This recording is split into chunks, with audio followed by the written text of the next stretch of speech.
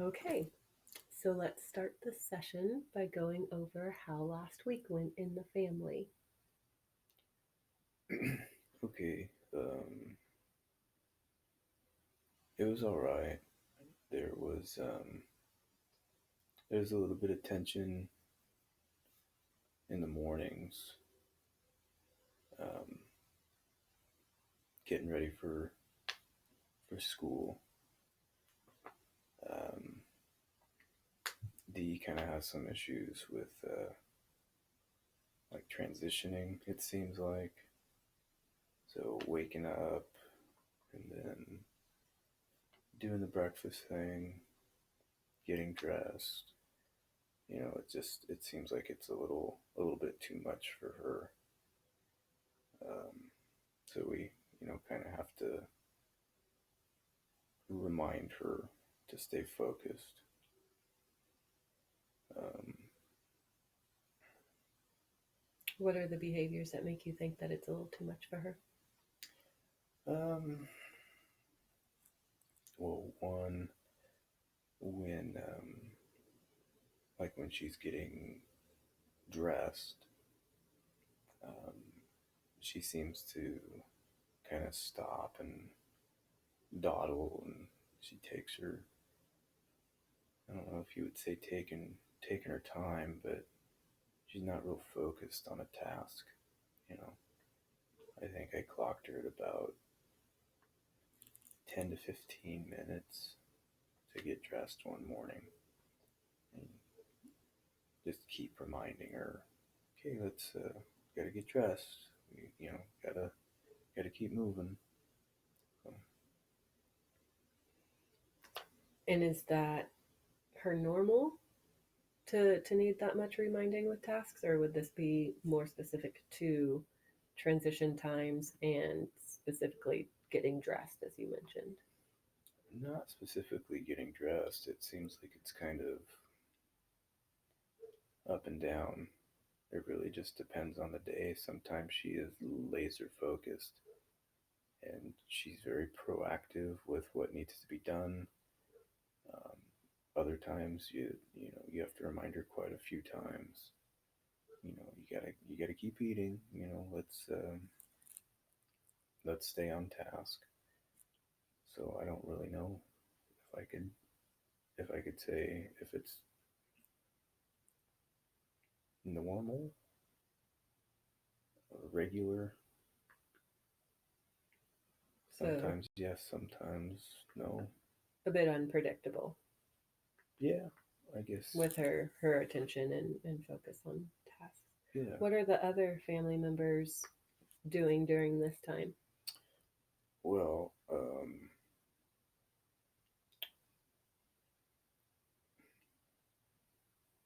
M um, has work um, in the morning, so she has to get ready as well. So sometimes there's a little bit of chaos with everyone kind of getting ready in the mornings. Um,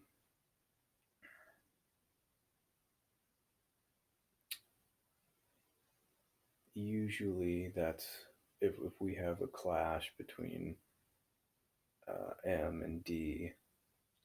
It's in the morning when one is trying to get ready, one is trying to make sure the other is getting ready, and sometimes tensions run a little bit high, I would say. So M getting ready for work, I would be getting ready for work. Um, S wakes up somewhere in between, and we make sure he's all taken care of. The tension between M and D, would that be one seeming to initiate that tension, or is it a joint effort in that, or is there any pattern to that behavior, or um, irritation in the morning between them? Hmm.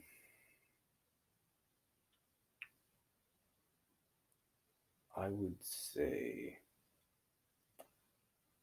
that it is largely, man, I would say if tensions are already running high, say um, if M has a lot on her mind for things planned for the day at work, trying to get ready and, already stressed out a little bit, and D has a morning where there are some issues with focus. I think that sets it off a little bit. Just the lack of focus and maybe not, you know, great listening as far as what needs to be done on D's part, um, causes a little bit of frustration for M. So from that, it sounds like M might be the one to react first to the tension buildup. Yeah, yeah, I guess you could say that. I guess you could say that. And how does D react? Does she instantly amp up to that level as well? Does Mm. it take time to grow, or is once tension has been broken with an explosion of one, the other one follows suit? It really depends. Sometimes D can uh, pull herself back into focus after the initial reaction. Um, Sometimes it's just, uh, okay, if M says, okay, you need to do this, and tempers start to get high, D will, you know, say, okay, like she's going to comply, and then it kind of just goes back into the lack of focus. And sometimes she'll meet M head on. It'll instantly just, you know, go to 100%.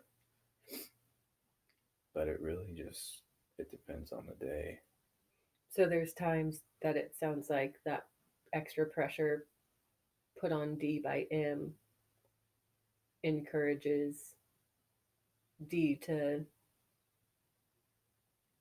focus and follow through with a task. And other times that extra pressure creates more friction and it turns into a larger incident that turns into um, higher emotions and explosions.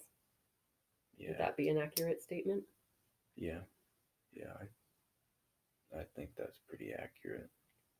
So then it would seem that at times M has a positive feedback from what's happening by seeing D have a positive outcome. Hmm. And then other times that would be a negative feedback with D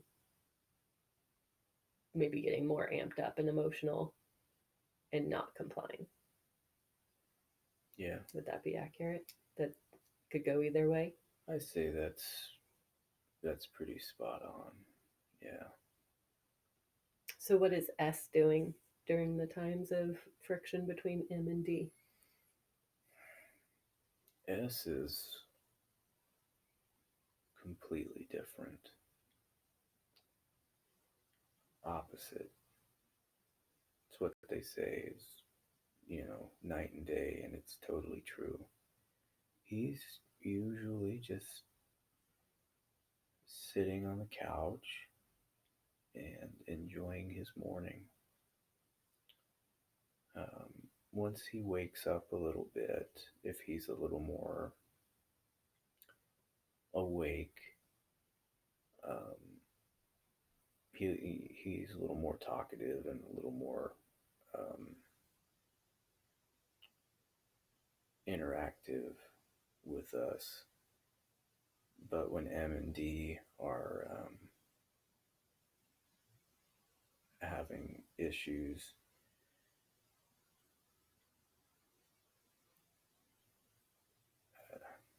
he he seems to not notice, but I know he has to.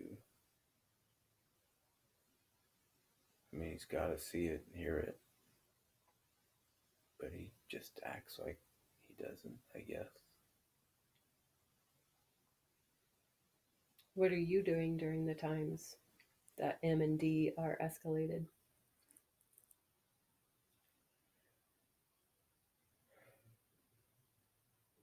Usually nothing. It, I don't know what to do because I don't want to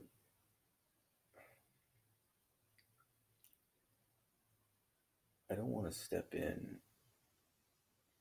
and step on anyone's toes or make things worse or add any more moving pieces to the situation.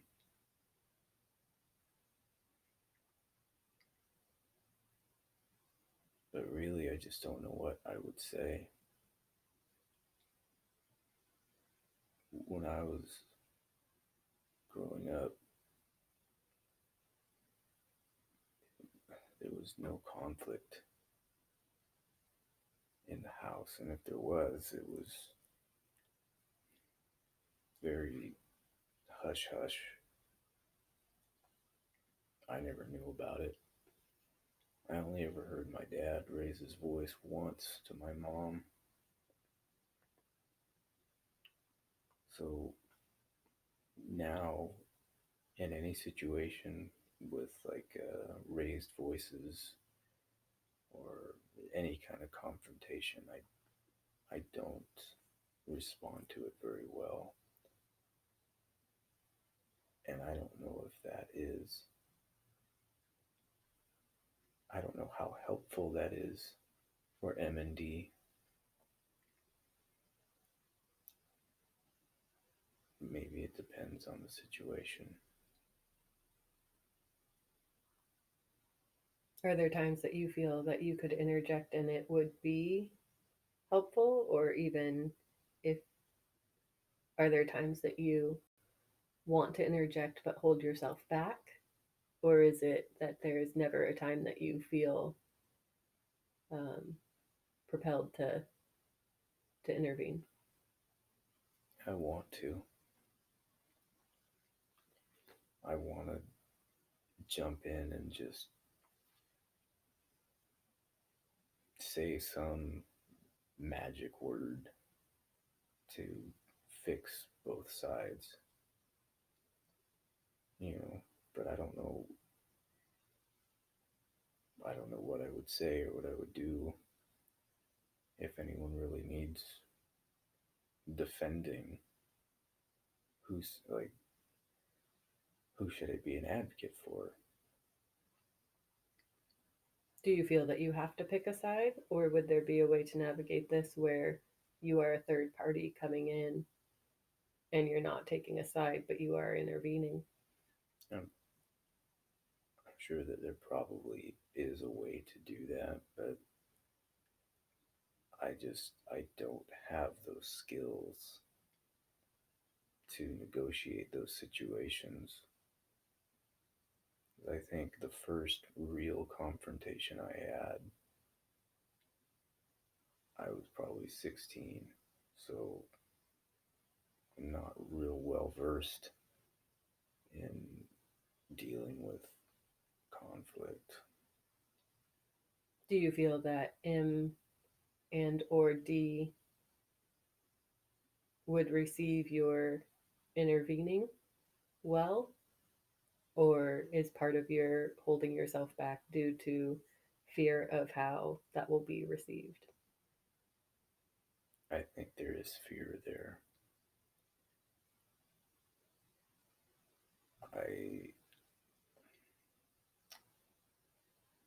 I think M most of the time would not respond well to it. And D, I don't know that she would. I think she would just see it as overwhelming because if she's already having issues with M and then I step in, I don't want her to feel like she's being attacked. Do you feel that you would always then be somebody stepping in to help direct D, or would there be times that you would also be stepping in to maybe help direct M? So therefore, there would be times that D would see it as both ways, that as a third party, you are stepping in on the behalf of each person, or even within the same incident, stepping in on behalf of each person. I suppose that, yeah, that's something that could be done. So from what I'm hearing, it sounds like a few of our sessions should be maybe focused on the interactions that you have with M and how you two can work together in these situations.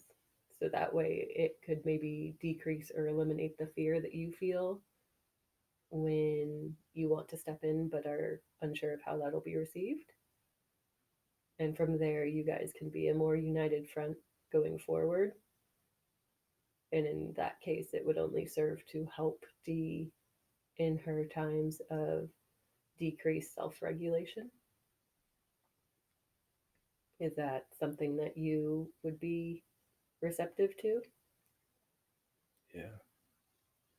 Is that anything that you and M have talked about to where you feel that she might be receptive to some counseling just between the two of you and myself? Yeah, I mean, things have been talked about, but I don't know if it's just me kind of pushing it aside because it's uncomfortable, or if it really is just a passing thought, like, oh, well, we could try this to see if it would help. There are ways that you know, we can go about this. Maybe. I think it's just uncomfortable for me, so I don't like to think about it and pursue it. Okay. Well, we're getting to the end of our session here. If it would be all right with you, I would like to reach out to M and set up our next session between you, M, and myself. And maybe we can come up with some strategies of moving forward, both to alleviate your fears and discomfort at stepping in, um, maybe help work on some coping skills for M, and discuss a little bit more what you two can do for D. Okay.